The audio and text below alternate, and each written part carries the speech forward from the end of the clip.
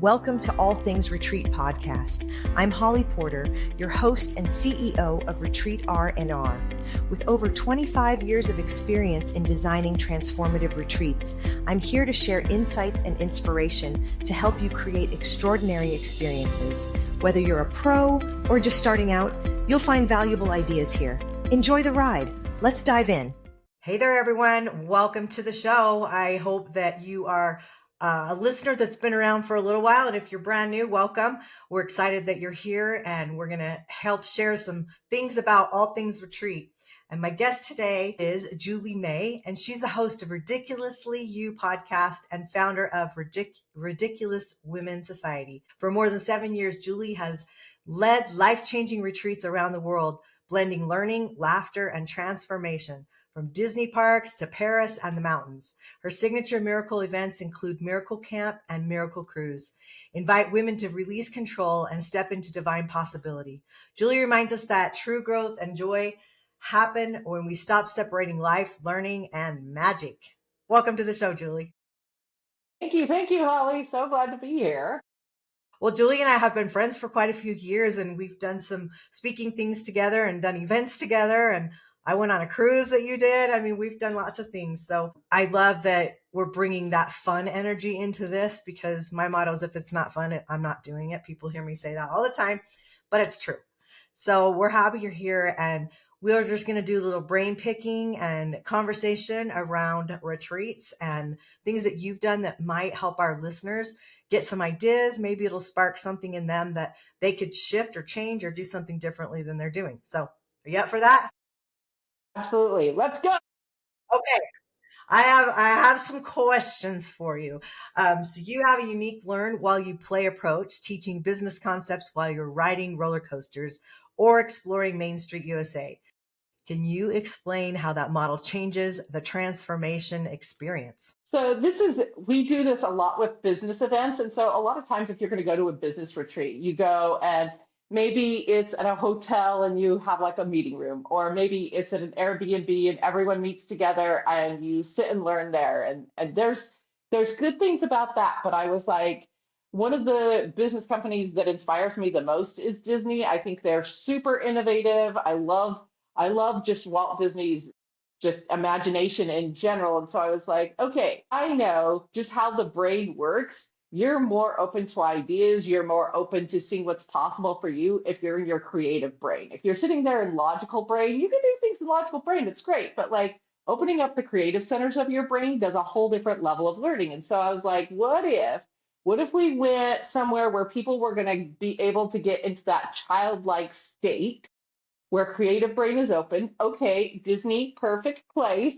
And I can go, hey, as we're walking through this queue, I want you to think about, because Disney, if you've never been to a Disney park before, you may not know this, because it's different than going to like your local amusement park where you're standing in the line and it's just like metal stanchions and it's not really part of the experience. You're just waiting to be on the ride, right?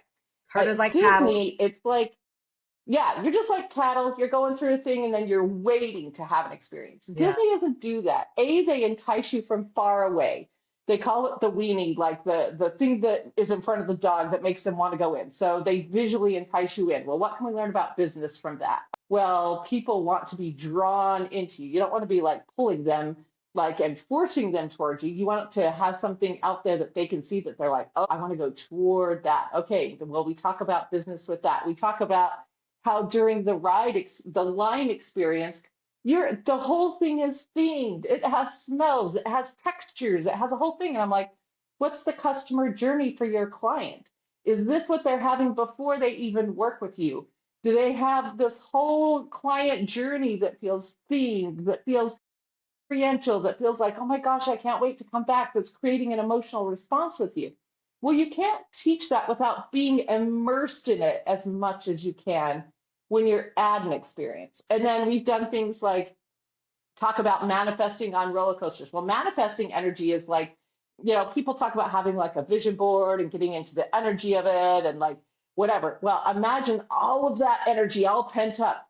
And you're sitting on a roller coaster with like 20 other people that are like, okay, I know the thing I want to manifest. I know the things you're going to manifest. When we start going down the roller coaster, we're all going to yell our thing at the same time. And we're going to use the power of like that whoosh energy. And it like comes into your body. You've got music hanging around. You have like the communal aspect. You have like that fun emotional thing. And it just like magnifies everything 1,000 times. So I'm like, why not use the environment as Yeah. part of the experience? I love it. No, it's so great. And it's just, we're not saying one way is better than another for certain people because everybody speaks to their energy different. And I don't even call the events that they call retreats. I feel like it's just a fun event when they add the retreat aspect to it because it's still an event. You're still stuck in all day in one room doing things, even if they're getting you up and doing activities. So, and then you go to like Costa Rica and you go to that kind of an experience and it's more for relaxation and you're there, or a writing retreat and you're there just to be calm, and like yours is the opposite of that, and that's okay because that's going to speak to those people. And that's why we have so many retreat leaders offering different things. So I love that we've brought this to the table today because I think it just adds a different perspective of the how we can do this, because endless possibilities, right? Yeah, yeah. Well, and we do a miracle event every year that's more like the relaxing kind, but it's like, again, why don't we use our environment? Why don't we use like the miracle energy of the ocean and be out in the ocean creating miracles? Like, why not have the environment be intentionally part of what you're trying to learn and do and create? And so that's what we've done with all of our events. Yeah, I love it. Okay, so what's one of your favorite moments from a past retreat, where everything clicked for someone in the most unexpected way? So, Miracle Camp a few years ago. Oh, it's going to be probably 2 or 3 years ago now. And we were up in the mountains in Utah. It was very like low production, man. It was like we had tents. We were up and camping in the mountains, and it was like get back to nature variety retreat, right? And we're just like, we've had campfires, we've done all these things. The thing with Miracle Camp is it's not a manifesting thing. You don't go in. In fact, the rule is you can't go in with, I want to create this. Miracles are different. It's I wonder what God has in store for me that's bigger or different than I even could have imagined. And you go in with that energy and you're open. It's just like, who knows what could happen when the energy is, I just wonder what's out there for me that we could just like be a part of, right? So Yeah. we had an attendee there who was past 40, had had infertility trials and issues their entire marriage, never were able to have a child. She had to have a hysterectomy, I think the year before, 2 years before, had tried to do other things with like bringing kids into their world, nothing worked. The last day we were cleaning up camp and she was like the only person in earshot of this conversation, but one of the other attendees got a text in that said, I have a baby here. Is anyone where you're at looking to adopt? And they didn't even know she was at a miracle camp. Like nobody knew anything. And this was like kind of a little bit more distant relative in a whole different state. And they have nothing to do with adoption. They were a clergy of a church. And so she just looked at her phone really strangely and she just went, is anyone looking to adopt a baby around here? And the other girl was like, me, I Yeah. am. That turned into within 24 hours, she was on the phone with the birth mother, and they now have, her little girl's turning 2 this month.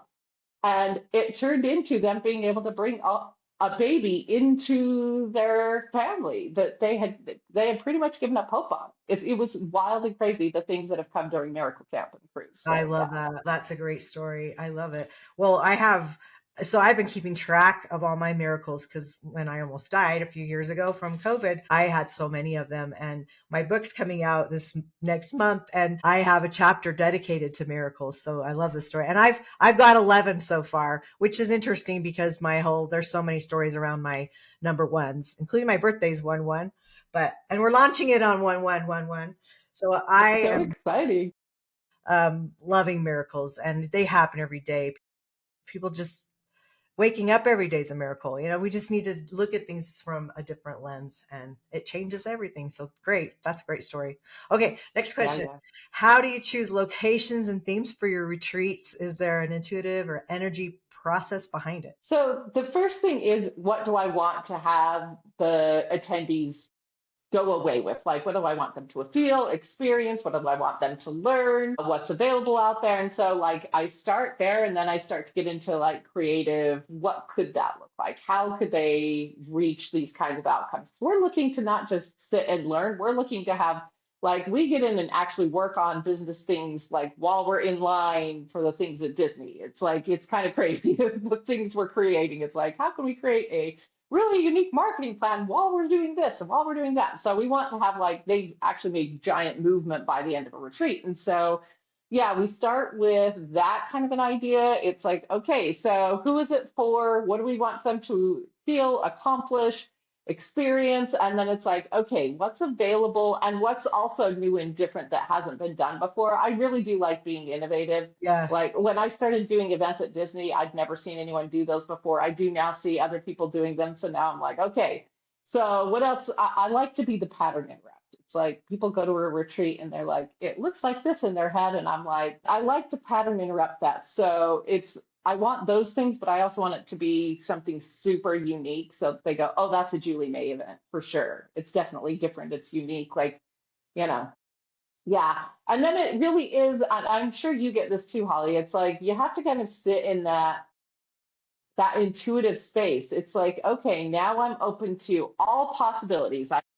I've researched, I've looked, I've felt in my heart, but I'm open to all opportunities, and I just let an intuition come in and I trust it. Like I freaking trust my gut and jump off a cliff a lot of times and go, that's the gig. Yeah, yeah, for sure. No, I love that too. And all the interactions great. I like to just gamify everything when I do an event. It just makes Yeah. it more memorable. But I love how I mean, the Disney thing's it's a great idea. And it seems like when you were saying that you hadn't really seen them happening, actually they were happening. It's that whole top of mind when you're like right now, my book's called Near Death Shift. Shift word is in everything. I'm hearing it everywhere now. And it's Oh, like, yeah. because it's top of mind, I'm like, wait, there was nothing when I researched that name. There was nothing called that. And now it's like everything's about the shift. And I mean, Yeah. it's like we've heard that word for a long time. But anyway, so I agree with that. Oh, wait. So you teach others how to own the stage, yet retreats often ask leaders to step off the stage and step into circle. How do you personally balance being both teacher and participant when leading transformation? I think it's part of being a leader that you really need to know how to be like leader from stage looks different than leader from participation, than leader from, even being a panel speaker or something like that. But I think that's one of those skills that anyone in the retreat space needs to know. One of the ways I handle it is just understanding that when I'm in leadership mode of, hey, we're in a circle together, I'm going to hold the energy. It's my circle. I'm going to hold the energy there. That's part of my job, is energetically making sure like everyone in here feels safe. Everyone in here feels free to have a voice. But I don't have to be the educator of all things. I don't have to be an ego here and say, I am the only answer. I am the only one who knows how to do all the things. When you hold a really beautiful space and invite the people in, that's the other thing too, is the people who come to our events, it's like most of the time there's a bit of an application process that comes through. I make sure you're a good fit. All of that's happening within it. And so then I know the other people are going to share really beautiful things. We allow that exchange to happen. We have really good communication skills. And that's how I kind of see the leadership of that happening. If I'm in the front of the stage and like it's me and there's 100 people in that audience or 500 people or whatever in that audience, I'm gonna own that a little bit differently. I'm not gonna be like, okay, let's just hand it out to everyone and I'll just hold the space. I'm gonna be like, no, I'm the expert of this room right now. This is my stage, and we shall talk later. It's a different energy Is than the retreat energy is. But like, if you want to be a leader of anything, knowing how to do both is really valuable.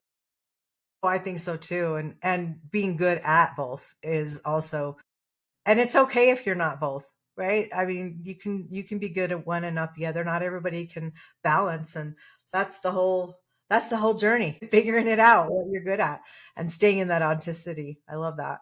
So, you've built a strong brand around authenticity. What do you see as the biggest trap retreat hosts fall into when they're trying to market transformation? I'm going to say being kind of similar to everyone else. And I know it's not going to be the same because you are different, but if the language reads the same and it has the same activities and it's in a similar location and some of the speakers are people they've seen everywhere else, it's really going to be hard to kind of stand out in a somewhat saturated market. And it depends on where you're listening from, but some markets are a little saturated with it. And so that's a lot of what I teach about is like finding your unique thing, that thing that you're probably like, oh, nobody would want to do that. Like first time I did a Disney event, I'm like, are these people who are like so high in business going to want to come play at Disney with me? And I'm like, well, we're going to do it and see, because that's my gig. Yeah. But I'm not saying do that. I'm saying find the thing that's like your weird passion or the thing that makes you different or the thing that like is so fascinating to you that like maybe you go study it all the time and then you're like, oh, I don't know if anyone else would want to do that. But like that's usually a key to what your purpose and your mission and things that are going to attract other people in are. So like double down on those things that you think are like your little quirky, hidden whatever, as I call them your little ridiculous parts, and showcase that more. Because and so another thing is people are afraid, they're like, well, what if people don't like me? What if people don't want to come? What if they don't like the idea? That's like the first clue that you're probably on a good track, because if there's people who don't like you, it helps have the people who do like you find you. If you're like, I'm everyone's Yeah. everything, nobody can find you, hun. They have no idea who you are or what you do. When you're strong enough in your thing to go, this is who I am, this is who I'm for. I love that. And it is okay if you don't like me. And it is okay if you are attracted to what that looks like, but be clear. Have your little quirky self out there and be clear on who you are. Uh, you're ridiculous. What'd you call it? You call it ridiculous what? About I just call it your little ridiculous parts. So, ridiculously you is about loving even the ridiculous parts of yourself. Those little things that you're like, people are going to think that's weird, or they just think, oh, that's too much, or like I laugh all the time. I used to try and hide that. My Disney eccentricities, where I'm like Disney everything. I would not be very forward with that in the past. All of these things that I'm going to say my early business career, I just hid. I didn't dress as loud and colorful. I think Holly can attest to that. You've known me for a yeah, while. yeah, And I'm like, I used to kind of hide those things. And the more I have played into, no, that's who I am, the more people feel free to be their fullest selves around me. And it makes it more attractive to my potential clients and people who want to come to retreats. And it's easier for people to find me and go, oh, I do love that energy. And it's more free for me to be myself. And so that's what I invite you guys to do is those things that maybe you have been told in the past to kind of, cover up or tone down or whatever. yeah. Well, and if it doesn't attract them, they're not your people. And that's That's okay. exactly it. Lesson release, right? Yeah. Okay, so many retreat leaders struggle with visibility, feeling uncomfortable selling something that's heart driven. What mindset shift helped you go from service to sustainable business without losing integrity? So one of the things I see a lot is people who are very heart-centered going, but shouldn't I just be Christ-like and give this away for free or do it, in this way that doesn't cost people money? And I'm like, it's up to you. It's up to you how you want to do it. But my mindset is additionally, God gave us these gifts and these talents and these passions to serve other people, to do it on a higher level. And honestly, I've seen my clients get more out of it when they're willing to invest in it. If they're willing to invest their time, their money, their energy in it, when they're there, they are there. They've gotten the babysitters, they've spent several $1,000s. They're there. And when they're there in that energy, they actually open up the energetic gates for them to have a bigger transformation. And so I kind of say you're robbing them of being able to invest fully in being there. When you say, I'm going to do it super discount, or I'm just going to do it at cost, or I don't want to charge, or all of these things, when people show up to something like that, they show up in a different energy. It's like, oh, I'm going to go support my friend, or maybe that'll be fun for the weekend if I can get a babysitter. That's a different energy than saying, hey, we're going to have a powerful weekend. It looks like this. Here's some experiences we've had in the past. I invite you to invest your time and energy to come and be here like that. That person is going to have a bigger transformation. And if that's what you're about, then I invite you to look at it that. Yeah. Because what you pay for, you pay attention to. It's exactly it. It's Yeah. exactly it. It's so true. So true. And all right, let's see. So finally, okay, could you speak directly to the retreat leaders listening right now, those creating spaces for healing and expansion? What's your one ridiculously you challenge for them? My ridiculously you challenge is to get completely aligned with your event. So look at it and go, is there anything in this event that is out of alignment at all? I mean, go double hard on this is exactly who you are and exactly how you want to serve. And then go out in a big way, like put all the ducks on the line and go like there is no possibility of failure. I think when I started my events, and I started in traditional events more than retreats, but my very first in person event, like in person, we had over 300 people attend because I didn't ever consider that it could be anything less than that. I was like ignorance on fire. I knew exactly what my purpose was. I knew exactly who was supposed to be there, and I marketed like freaking shift balls. Like everything was like, I just knew it was going to happen and I could Yeah. visualize it. And I talked to everyone. Like there was no shame in it. I was just like, everyone's gonna come and it's gonna look like that. And we were massively successful. And I didn't know, like I said, ignorance on fire. I did not know until after that most people's first event has like 20, 25 people. I didn't know. So I just assumed there would be hundreds, and that's what we did. You had it in So a town, a small little podunk town in Utah that why are this many people coming here? exactly. And our next event had over five, I think the final count was 526 people, the next event. Wow. In small little town, and people traveled 3, 4, 5 hours to go to the small town to do this. It was insane. But the thing that worked was I knew that I knew that I knew that that's what I was supposed to be doing, and it was in alignment with me at that time.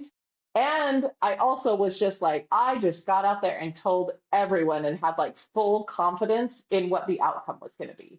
Yeah. So when you're completely aligned and you can just go out there with full confidence and like just brazenly invite everyone, then you're Right. going to be pretty successful. Yeah. I know I hear a lot because I talk to a lot of retreat leaders that are really struggling to fill their events, especially if you don't have a list of people and all of a sudden you decide to do retreats. You know that it's a process to build up to that. Could you speak to anyone in those shoes that are maybe thinking, oh, like I used to fill them, I'm doing everything the same, and they're not filling? I mean, would you be able to speak to that? Yeah, because I would say marketing tactics have changed a lot over the last 3 years, or Like yeah, COVID. even 3 years. But like Yeah. since COVID, and even the first 2 years after COVID, things that worked then are not working as well now. So like keep abreast on things that are working and aren't working, and be willing to try things out. I'm still going to go back to the more of the event is an expression of you on fire, the more it is like super clear who you are, what you stand for, your imaging is clear, all of that. It makes it a lot easier for people to find you. Don't be caught up in the mess of looking like everyone else. Additionally, things that are working really well right now, Eventbrite ads are actually working really well, even for things like this, small little meeting get-togethers and stuff. They're kind of working the way Facebook ads did, 10, 15 years ago. Right. So that's a place to kind of start gathering a list and helping people. Another thing that worked for me is something I call borrowing credibility, which is having somebody else who has a big list, maybe paying them to come to your event, be on your stage, and kind of borrowing that like credibility and lists and stuff like that by paying them and having part of your marketing budget go towards that. There's little things that you can do that just help you out when you're brand. Yeah, I think those are great tips. And I think it's awesome. Well, all right. We're closing up here. Oh my gosh, we're already out of time. Can't believe it. But I just want to let everyone know I'm going to put all your information in the show notes. So if you want to get a hold of Julie and see about working with her or talking to her, and let's make sure we put your podcast link on there as well, so you can go listen to her show. She just launched her show, a show called Ridiculously You podcast. Is Yeah. that okay? Make sure I got that right. Anyway, so go check her show out and like and subscribe to both of them. That helps us. It really does. And anything else? Last words? Last words. If you feel it in your heart, go do it. Like, go do the big brave thing. Yeah, I love that. Big brave thing. That's a good one for today. All right, everyone. We'll see you next time on the show. Bye for now. Thank for joining us on this episode of All Things Retreat. We hope you're leaving with new ideas, fresh inspiration, and the motivation to take your retreats to the next level. Don't forget to subscribe and leave us a review. It helps us grow and reach more retreat leaders like you. And if you have any questions, topics you'd like us to cover, or just want to say hello, send us an email at info@weretreatrnr.com. Follow us on social media to stay connected and catch all the latest updates. Until next time, remember, great retreats start with great intentions. Let's make them extraordinary, one step at a time. Thinking about hosting a retreat? Before you dive in, let's make sure you're really ready. Grab your free Are You Retreat Ready checklist and find out if you've got everything in place, from your purpose and pricing to your audience and agenda. Don't guess. Get clear. This quick checklist will show you exactly where you stand and what you need to make your retreat a success. Click the link below in the show notes to grab your gift and take the first step toward hosting with confidence.